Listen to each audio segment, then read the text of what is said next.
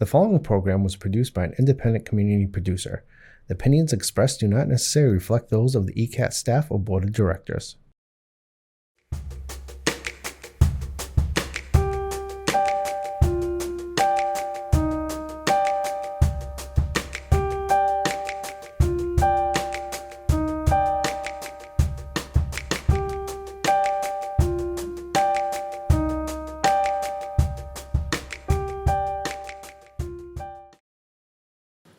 Welcome to the Easton Grange 196.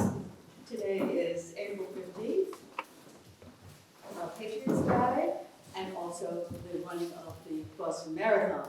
But we are all assembled here, just finished a lovely dinner, and we are about to hear from Kristen Stone, one of our very own members, who's going to talk about an upcoming event. And I hope most of you who are here tonight, and those of you who are viewing at home, will join us in the Eastern, Keep Eastern Beautiful nature cleanup that happens once a year. And I want to introduce you to Kristen Stone, the founder and chairman of this wonderful event. Kristen?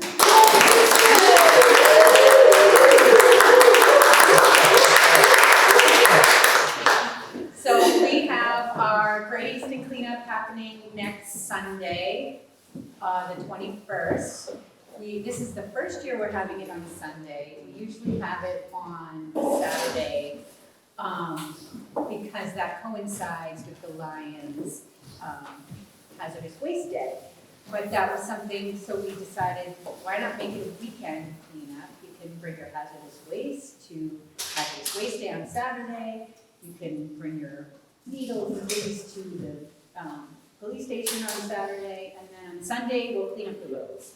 So we have about 250 people signed up as of now, but people are welcome to come. You don't have to sign up. Signing up just helps us to plan for gloves and bags and food, because we do have lunch served afterwards for anybody who volunteers, and that will be here in this room, thanks to Ames Hall for giving us the room for that.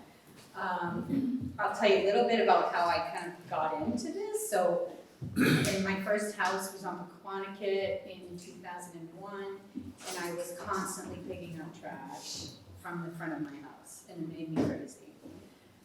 We sold that house and moved to Mansfield in 2008, and my daughters were involved in Girl Scouts, and Mansfield had this cleanup event, and so we started getting involved with my daughters, and I was like, oh, great, this is great. Fast forward, we moved back to Easton in 2013, and we now live in a place, thankfully, where we don't get a lot of litter because I live on a dead-end street. But we would walk from my house down into downtown a lot to the library, to lessons that my girls had, and there was always an enormous amount of trash. So in 2016, we started Keep Easton Beautiful, and we've been cleaning up ever since, except for a little bit of COVID times, but we're happy to be hosting this again, and we hope that you can join us. Yay, Chris.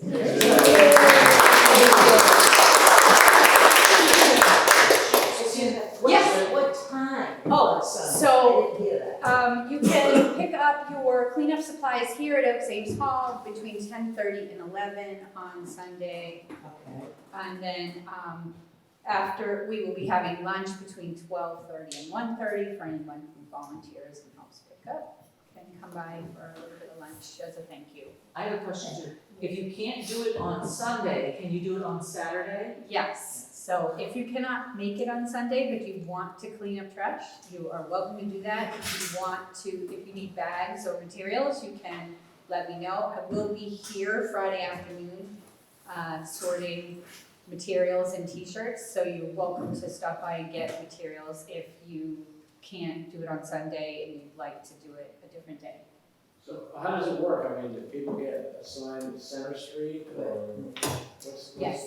So if you go and you sign up through our registration link, which you can find on the Keep Easton Beautiful Facebook page, if you sign up there, there is a drop-down list that gives you all of the different areas that you can choose from, or there's a comment section where you can put whatever you want into that box, and you can clean up wherever you feel like it. If it's your neighborhood or somewhere that you know of that is very dirty, you can certainly pick that as well. So there's a list of options if you don't know, and then you can also put in whatever you want. What's the most common item that gets picked up? Dunkin' Donuts or? I love Nips. Dunkin' Nips. My children from a very early age knew what those were, because we would make it a game how many we could pick up, and we would pick up hundreds and hundreds of nips. I will say last year, if I could just make a comment, Absolutely. I noticed there were a lot less of those Dunkin' Donuts foam coffee cups. Yes, I was really because- happy about that. Yes, Yeah. that's great. Because they didn't go on. They're not using Yeah. those anymore, and that's great. They're not? No, they use paper now. Well, they sell the plastic for the cold drinks, but for hot coffee, they don't use the styrofoam anymore, which is good. I have a stupid question. No, Do nips have a $5 return? $5 cents. no, so, return. That's what Keep Massachusetts Beautiful has been trying to pass that for many, many years, the deposit on those, and it never gets all the way through. But yeah, that was something that they've been working on, because it's not gonna stop people from throwing them out, but it might make other people pick them up. There was a bill to raise it to 10 cents, because I don't know where, how far it got. Yeah, it hasn't gotten very far. But, and there was a bill to ban them altogether, and that didn't go so well either. But there are some towns in Massachusetts where they do not sell them for that reason. Yeah. So like year to year, are you getting more people join the? So we had some really great momentum, right before COVID. We had about 650 people signed up to come out and help. And then COVID happened, we didn't have it. And then it's kind of been a slow build to try to get people back into it. So this year we have about 250, and hopefully, the more people we get involved, people come, they have a great experience, and they come back usually. Usually it's the same people every year. So hopefully we can kind of build that back up to where we were in 2019, and get more people to come out and help. The biggest thing is like kids especially. We have a lot of kids signed up this year, which is good. And the big thing with kids is they go out, they pick up the trash, and they see it, and they learn like, oh wow, I'm not gonna do this, right? When I grow up, I'm not gonna do that. So that's really an important lesson. And then the other thing is, when the streets are clean, people are less likely, there's studies that say, people are less likely to throw trash in a place that's clean versus a place where they see trash, because human nature is like, oh, well, that already has a lot, I'll just throw mine too, it's not gonna make a difference. Disney effect. Yes. Yeah. So if we can do these cleanups and keep things clean, they're less likely to be as littered in the future. And we did see that over time, that there was less and less trash, but it's a mess right now, so. What's the messiest street in Easton? There's a few. There's a few really bad ones. So, Main Street in West Elm What's that now? is very dirty. Union and 138, that corner is very bad. And then down on 106, we see a lot of, those are probably the three worst areas. They're very hard to.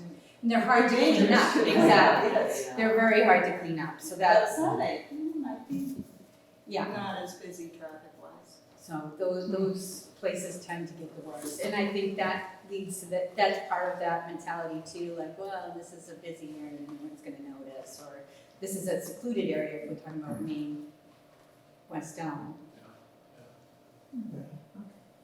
Anything else? Does it matter, do we just leave the bags on the side of the road? Yeah, so when you fill up a bag, you just tie it up, leave it right on the side of the road. DPW will come around and pick up all of the bags and dispose of them for us. So it may not be on Sunday, it may be on Monday, but he hasn't told me specifically what day it will be, but they pick them all up. I give him a list from our sign up, I give him a list of all the locations, and then he knows, okay, I'm gonna send crews out to these locations to pick up. And if you do pick up, there's a link, and I can send it out to this group as well. There's a link to go back and fill out and tell me how much trash you picked up, because we then compile all of that data and we report it back to the state of Massachusetts and also to the town to say this is the amount of volunteer hours that we've given back to the town, and this is how much trash we were able to remove. So it helps to have those results. Good. Great. Thank you for doing it.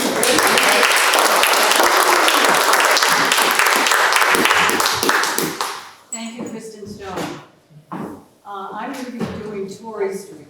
You all know how littered that is. People going and coming from Brockton. It's just it's a lot of space to throw things out, and we pick up a ton of trash. So if any of you don't know where you want to go, park in the parking lot at Village Shops. Walk carefully across the street and start picking up trash there. I always go to the very end where the Brockton line is and work towards. So there are parking places on the side of the road, so if anyone wants to do that. But it's quite amazing how much you find in that particular area. Okay, so next, I'd like to introduce another member of the Grange, who's also one of our town historians, who has been active in the life of Easton for many, many decades. As a history teacher and then chairman of the Department of Old Grange, a member of the Conservation Preservation Committee, and that is one of the reasons Easton has 38% of its land in conservation. So let's all give a good hand to Ed Hands.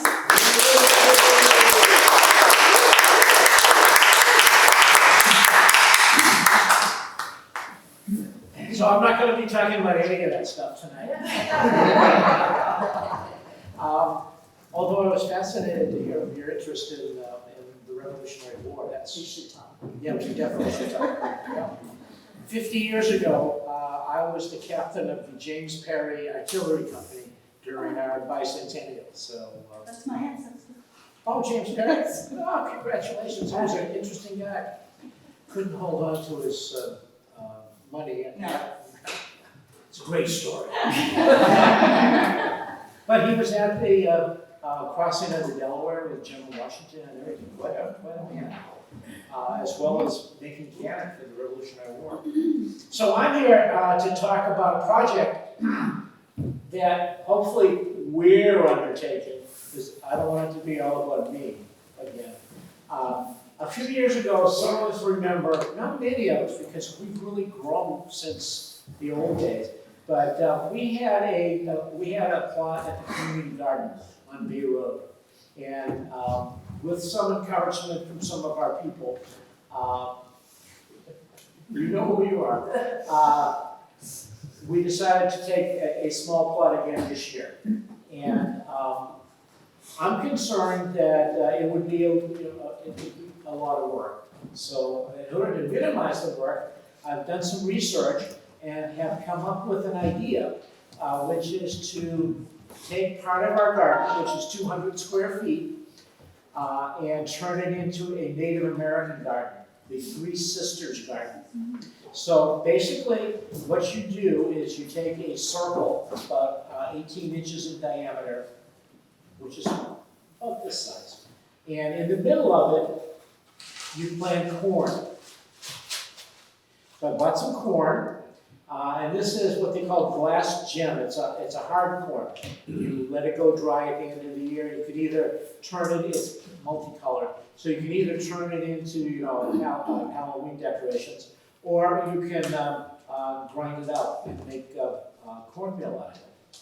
So you put that in the center, give that a head start, and then the next thing you do is you plant beans around that. And the beans grow up on the corn. One of the pluses of this corn is it grows 9 feet tall. So, that's what they say. And some of the beans that we have also grow 9 feet tall. So I brought different kinds of beans here tonight. One of which is called a 1,500-year-old cave bean. And it was supposedly found in a pottery jar in either New Mexico or Arizona, and was successfully grown, and all the seeds that we have here come from those original plants. So this is an original Native American bean. And the idea is you let it grow, you let it dry at the end of the year, and you have dried beans to make soup with, soup beans. Another dried bean is right here. This is a Narragansett bean from down in Rhode Island. The Narragansett fruit is succotash bean. This is not a dry bean. It's a bean that you can dry. I have dried it, but it's much better if you cook it up when it's at this stage. It's what we today call a horticultural bean. You don't dry it, but you don't eat it green either. You don't have the slices, you eat bean. Similar to that is an old Yankee variety, which is Taylor horticultural cranberry, which also is a pole bean. And then the final two pole beans here. The traditional one, y'all have probably heard of. This one's called Scarlet Runner. It's not the best tasting bean in the world, but it has beautiful red flowers on it, which attracts honeybees and hummingbirds. So it will be a good one to grow. And then the final thing, and I don't know how you feel about this one, because I'm not sure how I feel about this one. It's a lima bean.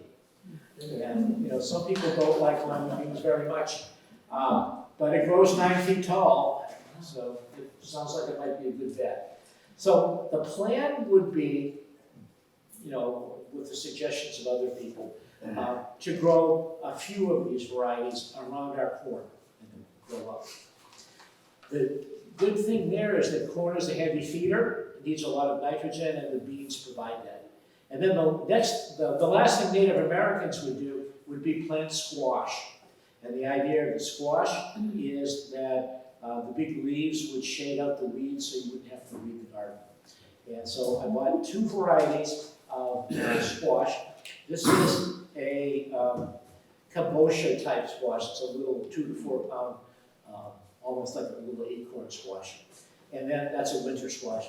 And then the old early prolific straight neck summer squash. So these would go in around the beans. So Native Americans would stop there, and they had lots and lots of children with lots and lots of sticks to pull the weeds out that did grow up. But I don't want to do that because I don't think we're going to have the manpower to do that. So what I'm going to be doing is planting flowers around it. And this is alyssum. Alyssum grows about this tall, and it gets very, very full, and it will crowd out the weeds. So that'll be at the bottom. And the other thing that we're going to put in is radishes. And the reason we're putting radishes in is that it discourages cucumber beetles and squash bugs. And we've had problems at community garden with those. Our community garden is an organic garden, so we can't spray with any real pesticides. So we're going to plant a lot of radishes. So that's basically that. And then finally, also in the Native American part of the garden, we can have some of these beautiful cosmos, bachelor buttons, and poppies, which all attract pollinators. So that's that. But that's about half of our garden. And so the other thing is I would like to get some suggestions from you guys what to put in the other half of the garden, the English version of the garden. Because everything that we grow is going to go to the food pantry.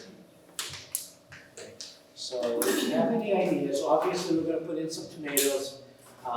Anything that's this far off the ground, I'm in favor of. Anything that's that far off the ground, not so much. So, if you want to grow lettuce, give me a big, tall jar and put it in. But if you have ideas, let me know. And I would like to have some help from you all.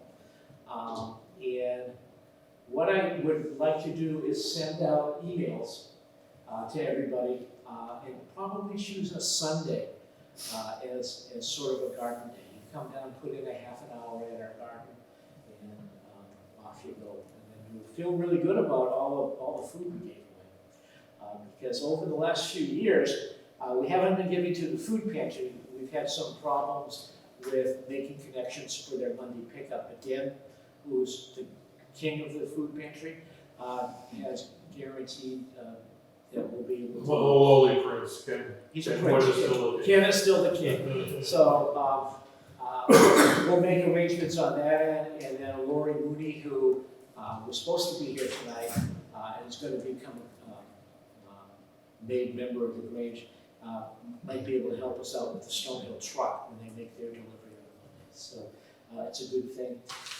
This week I'm going to be putting in some peas, not in the Native American garden, but I've never grown real peas before, so I'm going to give it a try. Any other questions? Yes, Dan. I can't possibly remember half of these. Is this written down on a website somewhere, or how can I? Not on a website, but I have a list, so I can send that out to everybody. Well, when do you start when do you plant the corn? When does that go? Okay, so fairly quickly, after the last frost, and according to a number of sources, the 70% of your chance of having a frost will be gone by April 20th. Now there's a 30% chance you can still have the killing frost. And if you remember last year, all of the gardeners at the community garden got so excited, they planted all the tomatoes, and then we had a very late frost, and everybody had to replant, which was great for the garden centers. I remember a few years back too, having frost on Mother's Day. Yes. Which is yeah, I remember. And yes, We can just have a couple of bales of hay available to cover it if there was going to be a frost. That didn't work. We tried. There's a plan that says take a gallon milk jug, cut it about a third of the way up, about 3/4 of the way around, and then bend it back. And if you have plants still in pots outside, stick the pots in there, close it down, and that's your best chance of sneaking through the cold weather. We do have a greenhouse this year for the first time. It was 110 in there this morning, which is way too hot for anything. And the reason is the Boy Scout who built it without a vent. So we have a vent, but we haven't put it in yet. So that means I haven't been able to plant anything to get the seed started. And then the other thing is the water hasn't been turned on yet. So that was scheduled to be turned on for today, but it wasn't. So today was a holiday for us. So that's coming soon. So once all of that happens, we can go. Where is the garden? The garden is on Bay Road. It's at Wheaton Farm. It got started a few years ago, almost 10 years ago, because the NRC gardens were completely booked up with a waiting list. So we talked to them and they said, yeah, go ahead. And now we have an acre of land, 24 different gardens that are completely booked up, and we have a waiting list. The difference between us and sheep pasture is we have room to expand, and if you go to town meeting, the Agricultural Commission is asking for a $5,000 grant to expand the community garden, so that we're going to go an extra half acre. We're slowly but surely putting in amenities for the farmers. Last year, raspberry bushes for the first time, and I just bought some blueberry bushes today. And that reminds me, I would like to ask the Grange for two things, $200, two $100 penalties. One $100 would be for plants. Obviously, seeds cost a little bit of money, but they don't cost that much, so I bought all of these. But it's probably going to make sense to buy plants, squash plants, tomato plants, peppers, things like that. And I would like $100 set aside that we could use for plants. And then the other thing is, if you were here last month, we had technical difficulties with our program for the 10,000th time. I have this idea that we go to the Grange, get one of the television sets that they have on sale. They're flat screens. Get that, stick it out and back, and then when we come in here, we can plug the computers in no matter what level of Windows or Mac that they're using and broadcast through that rather than put the screen up and the projector and all of this sort of stuff. Now, we have wonderful programs. Priscilla does a fantastic job, but the technology sometimes leads us astray. So I'd like another $100 to pay for that. So those are the two things that I motion, and that's my thing for the night. Does anybody have any questions? How big is this? What? How big is the monitor? Not huge. 21 inches, 24 inches. So we put it like on that table there? Yeah. Wow. That's a great solution to that problem. So as far as this whole gardening project and having us participate, I kind of need emails from you to. Yes, I will definitely do that, as long as you paid your dues and have your, Oh, gee, I haven't. So it's on the list. so, the nice thing about Lisa is, she maintains a very good list of all of our members, Yeah. with emails and phone numbers. So I will send the thing out Sundays. It won't be this Sunday, obviously, because I would like to see people like me, picking up trash, because junk day isn't enough for me, so like, So you're thinking by the end of April, the corn is going in? yes, yes, what does it say here? It says, direct sow into the richest soil available 1 to 2 weeks before the last spring frost. Well, we're there now, right? But whether we put it in this week or next week, it really doesn't matter. Yes? If you have a choice, should it be full sun all day or partially with, I mean, you might not have a choice where you are, but Oh, we have a choice, it's full sun. full sun you want as much as you can. Yeah, full sun, for almost every vegetable is full sun. And another reason why we're doing this is that we can bore you with, details about the different families of vegetables, like brassicas, which we have no brassicas on this table.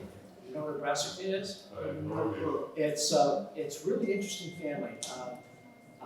Cabbages, Brussels sprouts, turnips, all of those are brassicas. They're all related to each other. And it's one of the biggest food plants, in vegetable plants in the world. Corn, of course, is one of the top calorie providers in the world. They're not a brassica. And then we have, just to finish the thought, we have the Solanaceae, which is tomatoes, potatoes, eggplant, and peppers. So they're all related. Yes?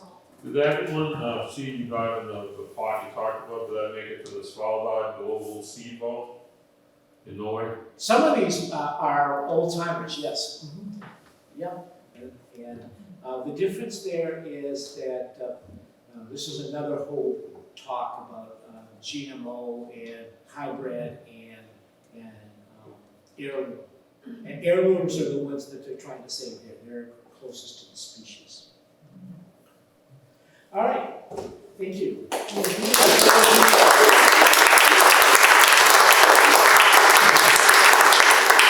Thank you, Ed, and thank you, Kristen.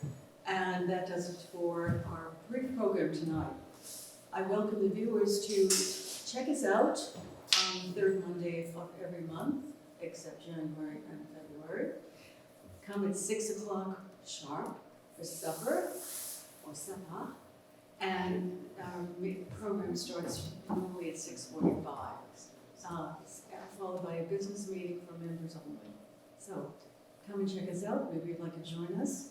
We are a motley crew and lots of fun, great ideas, and people from diverse backgrounds and diverse ages.